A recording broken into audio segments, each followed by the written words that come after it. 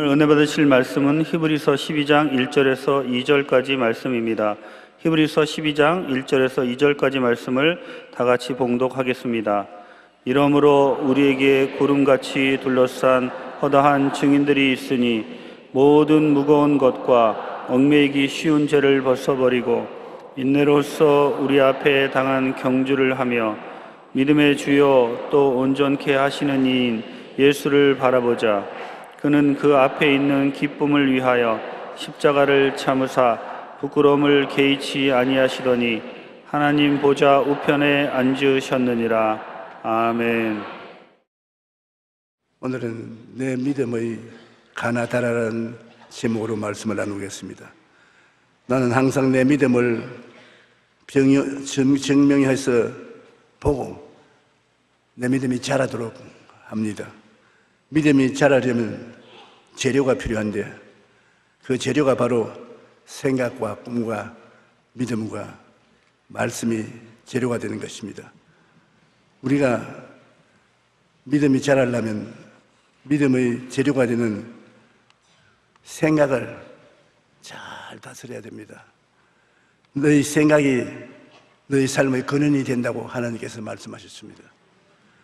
우리는 우리가 갖고 있는 생각을 쫓아서 살게 되는 것입니다. 복잡하고 많은 생각을 하지만은 결과는 중심이 되는 생각을 하나님이 보고 그것을 진행해 나가시는 것입니다. 잠언서 4장 23절에 모든 지킬 만한 것 중에 더욱 내 마음을 지켜라. 생명의 근원이 이에서 남이냐고 말했습니다. 믿음의 가장 큰 장애물은 두려움입니다. 그런데 그 두려움은 언제 생겨납니까? 예수님을 바라보지 않고 환경을 미리 바라볼 때 두려움이 생겨나는 것입니다. 제자들이 밤에 예수님을 함께 모시지 않고 자기들끼리 배를 지어서 건너가는데 파도가 작아지고 있습니다. 파도가 높이 치고 물이 배에 들어서 배가 가라앉게 되면 혼비백산하고 있는데 예수님이 물으로 걸어오십니다. 그래서 제자들이 놀라서 예수님이다. 베드로가 예수님이거든 저를 물으로 걸어오게 하소서. 예수님이 걸어오라 그랬습니다. 베드로가 물속에 뛰어들어갔는데 몇 자국 걸어갔습니다. 그러자 예수님과 함께 불어오는 바람을 바라보고 두려워하자 그장 물에 빠졌습니다. 물에 허우적거리며 빠져들어가는 베드로가 예수님 살려주십시오 고함을 치니까 예수님이 베드로를 붙잡아주면서 믿음이 약한 자여 왜 의심하느냐고 주님이 꾸짖으셨습니다. 믿음이 우리에게 적게 가질 수 있게 되기도 하고 믿음을 큰 믿음을 가질 수 있기도 하는 것입니다. 험난한 바다뿐이 아니라 우리의 인생에도 무서운 파도가 일어날 때가 있습니다. 우리 이 세상 살에 문제라는 파도가 쳐와서 우리를 바탄에 빠뜨리려고 할 때가 있습니다. 그럴 때 어떻게 해야 될까요? 예수님을 바라보지 않고 환경을 바라보면 그 두려움의 바다에 빠져버리고 맙니다. 믿음이란 어떠한 환경에서도 주님을 바라보는 것입니다. 어떠한 환경에도 제껴놓고 예수님을 바라보고 기도를 하는 것입니다. 히브리서 12장 2절에 믿음의 주요 또 온전케 하신 이인 예수를 바라보자. 어떠한 위기의 상황에 올지라도 우리와 함께 하시는 주님을 바라보면 담대한 믿음이 생겨나는 것입니다. 아브라함은 고향 땅에서 75세가 되도록 살았는데 예수님께서 나타나셔서 갈대아 우르로 떠나서 가나안에 하나님 지시한 곳으로 가라고 말씀하셨습니다. 창세기 12장 1절로 2절에 보면은 야훼께서 아브라함에게 이르시되 너는 너희 고향과 친척과 아버지 집을 떠나 내가 네게 보여줄 땅으로 가라. 내가 너로 큰 민족을 이루고 네게 복을 주어 내 이름을 창대케 하리니 너는 복이 될지니라. 생각이 아브라함의 삶을 바꾸어 버렸습니다. 75년이나 살았던 곳에 다른 생각이 들어오니 다른 생각을 따라서 고향 산천을 떠났던 것입니다. 우리는 절대로 부정적인 생각을 말고 항상 긍정적인 생각을 가져야 되는 것입니다. 이것이 굉장히 힘듭니다. 긍정적인 생각을 한다고 하면서도 모여 앉아가지고서 부정적인 생각을 나눕니다. 절대로 부정적인 생각을 말고 항상 긍정적인 생활을 해야 되는 것은 마가복음 9장 23절에 예수께서 이르시되 할 수 있거든이 무슨 말이냐 믿는 자에게는 능치 못한 일이 없느니라. 무엇이든지 믿음의 생각을 하지 믿음을 떠난 생각은 하지 말라는 것입니다. 부정적인 생각을 방치해 놓으면 큰 시련이 다가오는 것입니다. 심리학계 깨진 유리창 이론이라고 브로큰 윈도우라는 이론이 있는데 그것은 건물의 유리창 하나가 깨어졌는데 날이 가도 사람들이 그 유리창을 갈지 않고 정리하지 않으므로 깨어진 유리창 혼자 두면은 차례로 그 건물의 유리창이 깨어지기 시작합니다. 유리창이 깨어지기 시작하면 그 가운데 정돈된 물건들이 흐트러지기 시작합니다. 그것을 바로 아니면 동리의 영적 상태가, 정신적 상태가 어지러워져서 범죄율이 높아진다는 것입니다. 부정적인 생각을 대수롭지 않게 여기고 깨어진 유리창처럼 우리 마음에 그대로 내버려 놓습니다. 그러면 그 부정적인 생각이 점점 더 파괴적으로 마음에 돌아가서 나중에는 아주 흉악하게 되고 만다는 것입니다. 그러므로 이 생각은 우리가 예수님의 보혈로 항상 정결하게 해야 되는 것입니다. 친구들과 모여서 부정적인 말을 했더라도 부정적인 사건을 읽었을지라도 여러분 스스로 마음속에는 그 생각을 담아서 가지 말고 주님 보혈에 다 맡깁니다. 힘이 없고 무능하니 나는 어찌할 도리가 없습니다. 주님 보혈에 의지하니 저를 정하게 해 주시옵소서. 주님께 맡기고 출발해야 되는 것입니다. 생각만 다스려서 우리가 잘하는 것이 아닙니다. 우리 생각을 다스리기 위해서 성경 말씀도 부지런히 읽고 묵상하고 그 다음에는 마음속에 꿈을 가져야 됩니다. 왜 자꾸 꿈 꾸는 이유가 있습니다. 어머니가 부엌에서 밥을 짓는데 그 애들이 그릇을 가지고 엄마 국 떠줘, 국주, 시래기죽 죽 떠줘. 그럼 엄마에게 그릇을 가지고 와서 내 민현에게 한 국자로 떠주지. 빈손 들고 엄마 국 한 그릇 떠줘 하면 못 얻어먹든지 나중에는 찌걱지 얻어먹고 마는 것입니다. 하나님은 여러분이 무엇을 구할 때 꼭 그릇을 가져와라 그럽니다. 에레미야, 엘리야의 제자가 죽고 그 제자의 부인이 아주 흉년이 들어서 굶어 죽게 돼서 그 선생에게 부탁을 하니까 그 선생의 제자가 그 부인을 방문하는데 너가 가서 그 여자에게 떡을 만들어서 엘리야에게 먼저 대접을 하고 그 다음에 너 해 먹을 것을 먹으라고. 집에서 봤자 밀가루 한 움큼밖에 없고 뭐 할 것이 없는데 하나님은 마지막 한 움큼의 그릇을 요구하는 것입니다.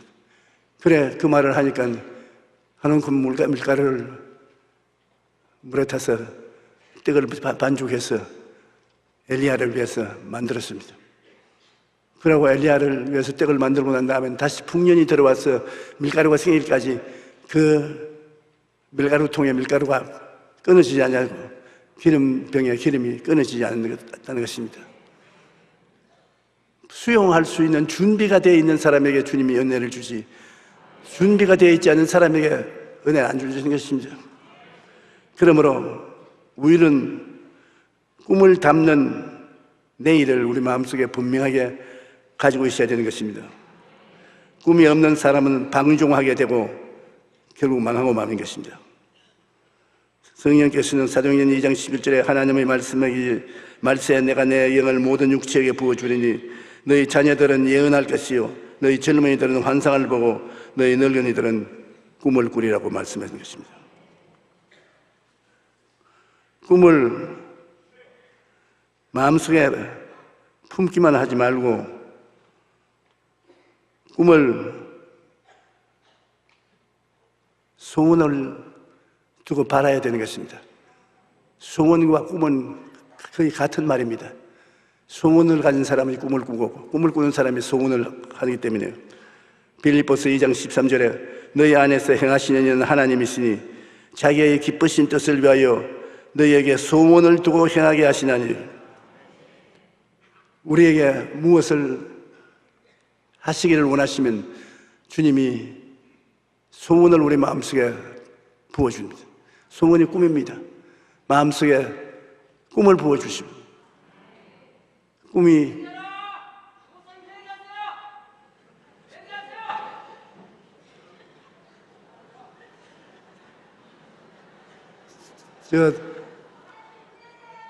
마귀가 고함치고 도망치는 것입니다.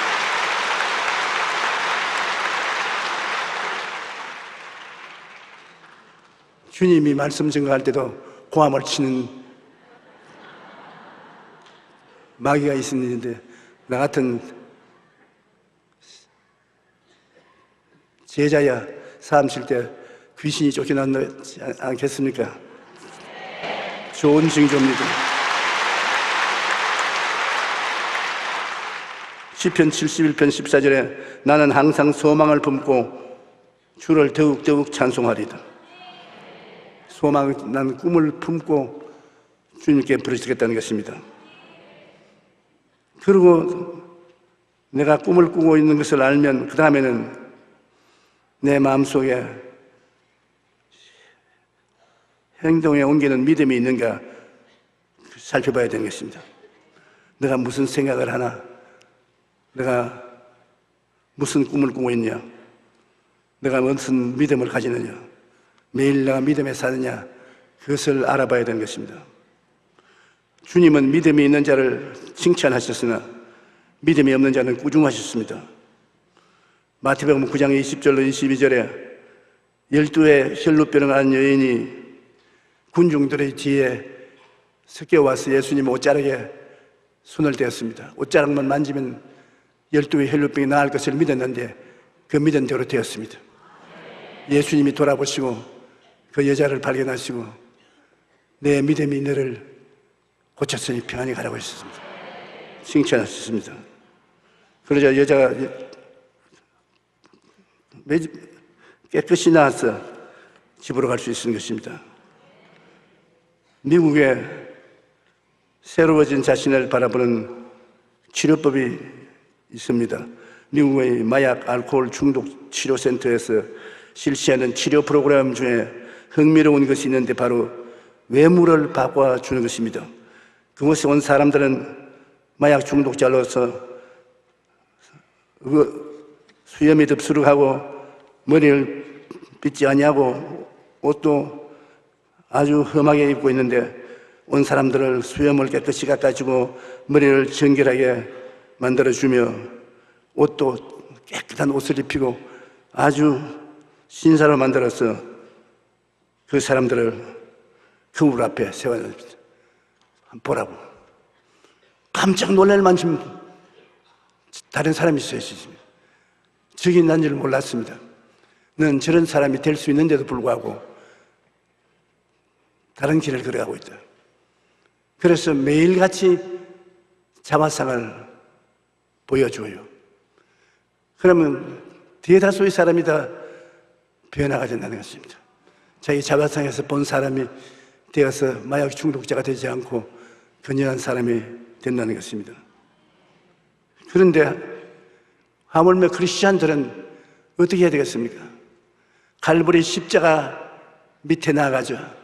십자가를 바라보고 그 보혈로 죄인인 내가 의로운 사람이 되고 채찍에 맞으시는 공로로 질병을 앓지 않고 낫게 되고 예수님이 저주와 가난을 대신 짊어지고 잘 먹고 잘 살 수 있는 사람이 될 수 있도록 형통하고 축복을 허락하시는 주님인 것을 깨닫고 그 다음 주님이 죽었다가 부활하심으로 영생 복락을 주신 것을 깨닫고 주님 보혈로 청결하게 하셔서 성령을 주셔서 성령을 모시고 살도록 만들어 주었다는 것을 마음속에 매일 생각하면 그 사람이 어떠한 사람이 되겠느냐는 것입니다. 그건 십자가를 통해서 완전히 변화된 사람이 될 수 있는 것입니다. 그러므로 우리는 십자가를 그냥 지식적으로만 알지 말고 변화를 받을 수 있는 하나님의 능력이라는 것을 알아야 되는 것입니다. 기도할 때 십자가를 바라보고 주무시기 전에 십자가를 바라보고 십자가를 마음속에 모시면 여러분은 다른 사람으로 변화되는 것입니다. 이것을 계속함으로 신앙이 자라는 것입니다. 예수님이 칭찬하신 믿음을 보면은 가브나움에 갔을 때 로마의 백부장이 와서 자기 하인이 죽고 가니 와서 살려달라 했습니다. 그래서 예수님이 어디 가자.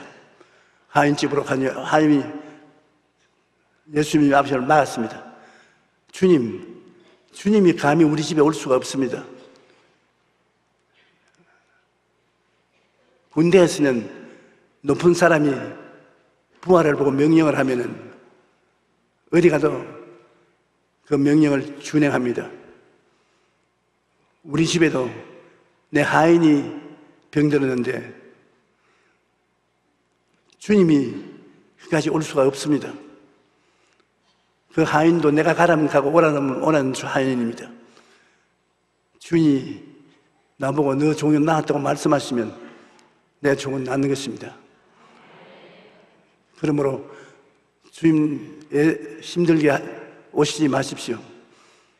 예수님이 무릎을 탁 치면서 주변을 바라봤습니다. 이스라엘에 이만한 믿음을 가진 사람 못 봤다. 내가 가지 않아도 말씀 한마디로만 그쪽에 하면 나을 것이라고 믿는 더구나 이방인인 이 이태리의 백부장을 주님께서 축복하시고 너희 종이 나았다고. 그래 가보니 종이 나와서 주인을 섬기러 나와 있습니다. 주님은 이와 같이 우리가 우리 생활 속에서 큰 믿음을 사용하기를 원하시고 계신 것입니다. 예수님이 누구신가를 알고 주님을 바라보면 어떤 상황에서도 믿음을 가질 수가 있는 것입니다.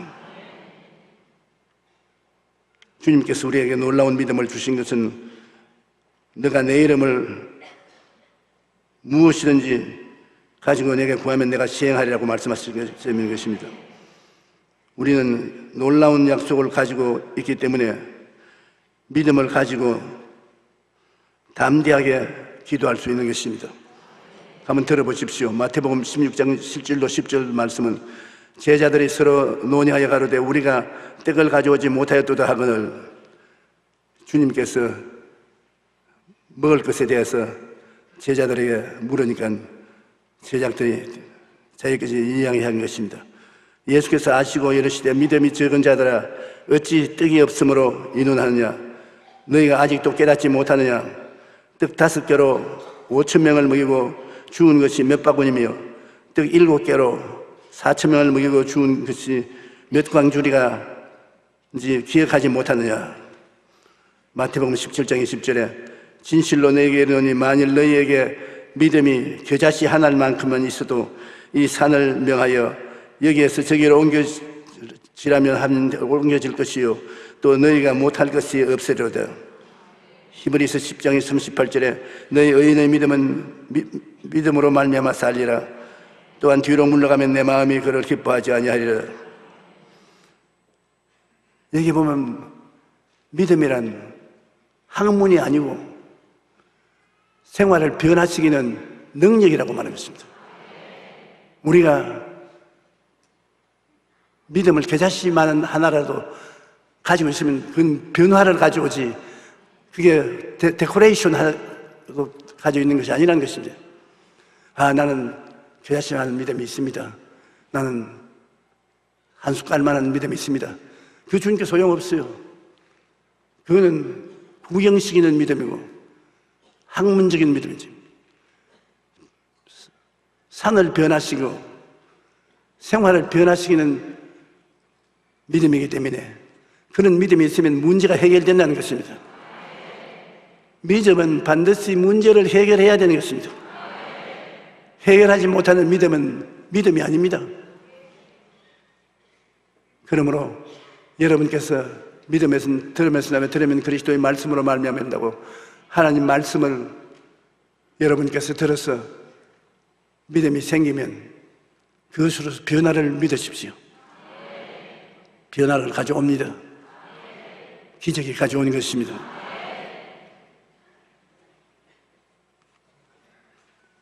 그 다음에 우리 신앙이 자라려면 말과 선언인 것입니다.